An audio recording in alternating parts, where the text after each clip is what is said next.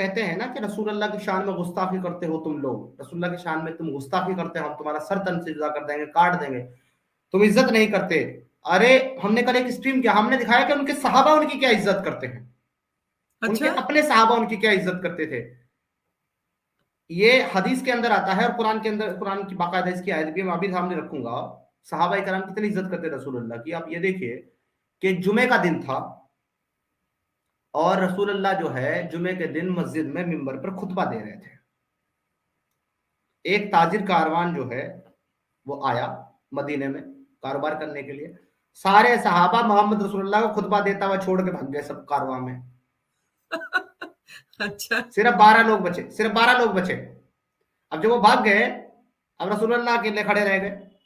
इसके बाद अल्लाह ने कुरान कुरान के अंदर आयत नाजिल की, सूरह जुमा की आयत नंबर 11 कि और ये लोग, ए नबी, ये जब कोई कारवान या जब कोई तिजारती काफिला या कोई तमाशा, खेल तमाशा होता है तो ये तुम्हें छोड़कर भाग जाते हैं।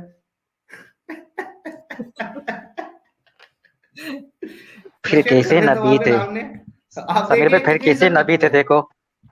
देखो ना कैसे नबी थे, अजीब सा। देखिए हाँ, कुरान कह कैसे रहा नबी थे है, अभी देखो। हदीस में तो हाँ। जलेबियां बनाएंगे, ये हदीस में बनाएंगे जलेबियां कि नहीं बिल्कुल। ऐसा नहीं है, वैसा है, सही नहीं है, वही नहीं है, वही।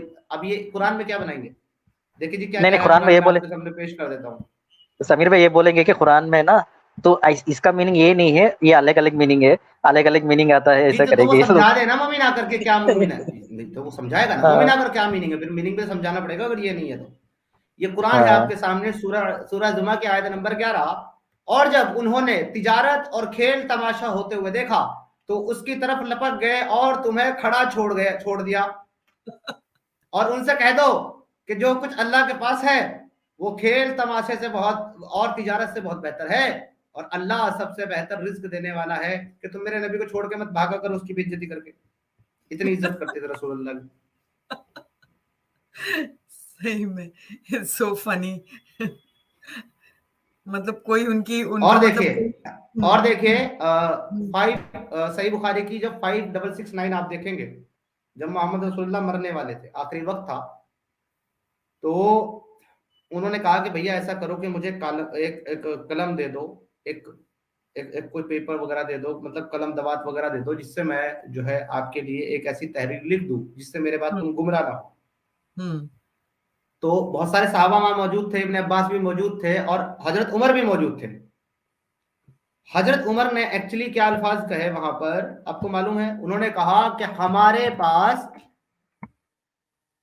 जो है, मैं सामने रखता हूँ, मैं स्क्रीन पर रखता हूँ, उससे ज्यादा मजा आता है। हम्म, ये मैं आपके सामने लेकर के आ रहा हूँ। उमर कितनी इज्जत कर रहे हैं रसूलुल्लाह की, वो भी उस वक्त जब वो मरने वाले हैं।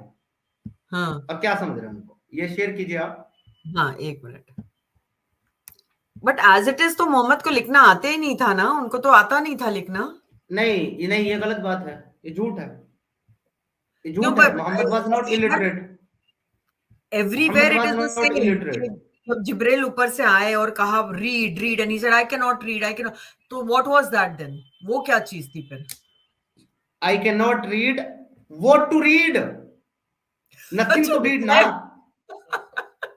कि दिखाया ही नहीं कुछ, व्हाट टू रीड। अगर अगर अगर ये स्क्रीन है सामने, हाँ स्क्रीन पे अभी टेक्स्ट है, अगर ये स्क्रीन पे हाँ, ऐसे आप इसको हटा दो और मुझे बोलो पढ़ो, मैं पूछूंगा मैं क्या पढ़ूं, क्या पढ़ूं भैया, वो तो बताओ। तो वो यही तो सही कह रहा है बात कि है। पढ़ो, ये तो नहीं बताना ना क्या पढ़ो। और वो जो आयत आई है, इकरा इकरा हाँ बिस्मि रब्बिकल अल्लज़ी खलक़ खलक़ फसव्वा वल्लज़ी, तो ये जो आयत है इकरा वाली, इस हाँ, आयत के अंदर सिर्फ एक आ जा रहा है कि नबी पढ़ो, क्या पढ़ो वो तो बताया ही नहीं जा रहा, वो पढ़े क्या बेचारा। अच्छा, हाँ ये भी है, तो इस सही आयत बात के है। अंदर, इस आयत और वो जो उम्मी की बात आती है ना, ये कहते हैं कि उम्मी नबी भेजा, उम्मी का मतलब होता है ये उम्मी का नबी मतलब अनपढ़ लेते हैं, नहीं। हाँ, कुरान हिमसेल्फ बयान करता है कि उम्मी का मतलब अनपढ़ नहीं है। उम्मी कुरान उन लोगों को कहता है जिन लोगों को पहले किताब दी गई थी, यानी कि अहले किताब जो थे, यानी कि उनको तौरात और इंजील दी गई थी और वो उसको नहीं मानते थे, उनको उम्मी कहा गया है। अच्छा जो तौरात इंजील को नहीं मानते थे, जगह जगह अल्लाह उनको उम्मी कहता है। तो ये उम्मी का अच्छा मतलब ये नहीं है कि वो पढ़ा लिखा नहीं, उम्मी का मतलब ये है कि वो जो पिछली किताब है उनको नहीं पढ़ता, उनको नहीं अच्छा। मानता, तो इसलिए वो उम्मी है। तो जब वो गुजर रहे थे तो ये अब बताओ क्या था? हाँ तो अब ये हदीस आपके सामने है, ये सही अल बुखारी की 5669 है, ऑथेंटिक हदीस है। इसके अंदर क्या लिखा हुआ है आप देखिए, यहाँ पे लिखा हुआ है, जब रसूलुल्लाह सल्लल्लाहु अलैहि वसल्लम की वफात का वक्त करीब आया, यानी कि मौत का वक्त नजदीक आया, तो घर में कई सहाबा मौजूद थे। हजरत उमर इब्न खत्ताब रज़ियल्लाहु ताला अन्हु भी वहीं मौजूद थे। हुजूर अकरम सल्लल्लाहु अलैहि वसल्लम ने फरमाया, लाओ मैं तुम्हारे लिए एक तहरीर लिख दूं ताकि इसके बाद तुम गलत राह पर ना चलो। हजरत उमर रज़ियल्लाहु ताला ने इस पर कहा, आप हजरत सल्लल्लाहु अलैहि वसल्लम की का इस वक्त जो है सख्त तकलीफ में है और तुम्हारे पास कुरान मौजूद है, हमारे लिए अल्लाह की किताब ही काफी है। अच्छा, हमें रसूलुल्लाह की तहरीर की जरूरत नहीं है, रसूलुल्लाह अपने सर पे रख के नाचता फिर अपनी तहरीर, मर जाने दे इस बुड्ढे को, ये सटिया गया मरते वक्त, इसको छोड़ दो, हमारे पास कुरान है वो काफी है, उससे हम देख लेंगे। ये इज्जत करते थे उमर रसूलुल्लाह की। सही बात है। आपके सामने आगे बढ़ते हैं, आगे और मजे की चीज है। इसके बाद इस मसले पर घर में मौजूद सहाबा में इख्तिलाफ हो गया, यानी आपस में लड़ने लगे और बहस करने लगे। बाद साहबा कहते थे कि आप सल्लल्लाहु अलैहि वसल्लम को लिखने की चीजें दी जाए ताकि वो आप सल्लल्लाहु अलैहि वसल्लम ऐसी तहरीर लिख दें जिसके बाद तुम गुमराह ना हो। और बाद सहाबा वो कहते थे जो हजरत उमर ने कहा। जब आप हजरत सल्लल्लाहु अलैहि वसल्लम के पास इख्तिलाफ और बहस बढ़ गई, यानी कि हाय हुल्ला, हंगामा, शोर मचने लगा, आपस में बहस करने, अब वो रसूलुल्लाह तो उधर मर रहे हैं या आपस में लड़ रहे हैं वहीं खड़े होकर के उनकी चारपाई के पास ही। तो जब वो ज्यादा बहस बढ़ गई और इख्तिलाफ ज्यादा बढ़ गया, तो आप हजरत सल्लल्लाहु अलैहि वसल्लम ने फरमाया कि यहां से चले जाओ। हजरत अब्दुल्ला ने बयान किया है कि हजरत इब्ने अब्बास रज़ियल्लाहु तआला अन्हु कहा करते थे कि सबसे ज्यादा अफसोस ये है कि उनके इख्तिलाफ और बहस की वजह से आप सल्लल्लाहु अलैहि वसल्लम ने वो तहरीर नहीं लिखी जो आप मुसलमानों के लिए लिखना चाहते थे।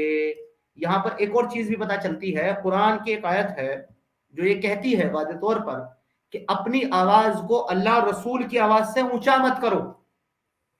अब एक आदमी जो रसूल है वो मर रहा है, उसकी आवाज नहीं निकल रही, बड़ी मुश्किल से तो वो बोल रहा है, और ये वहां खड़े होकर के चिल्ला रहे हैं, तो क्या इनकी आवाज उसकी आवाज से ऊंची थी कि नहीं थी? Of course. तो ये कुरान की उस आयत के भी खिलाफ चले गए, उस हुक्म के भी खिलाफ चले गए। दूसरी बात, ये जो आज लाउड स्पीकर पे अजान देते हैं, क्या रसूलुल्लाह इतनी आवाज में अजान दिया करते थे? तो ये भी अल्लाह और उसके रसूल की आवाज से ऊंची आवाज कर रहे हैं लाउड स्पीकर वाले। मैं आपको साबित कर सकता हूँ, दुनिया जिनको ये सहाबा मानते हैं ना, जिनको कहते हैं कि इनको फॉलो करना है हमने, ये सारे के सारे जहन्नमी है अकॉर्डिंग टू कुरान और हदीस, सारे के सारे जहन्नमी है, A to Z।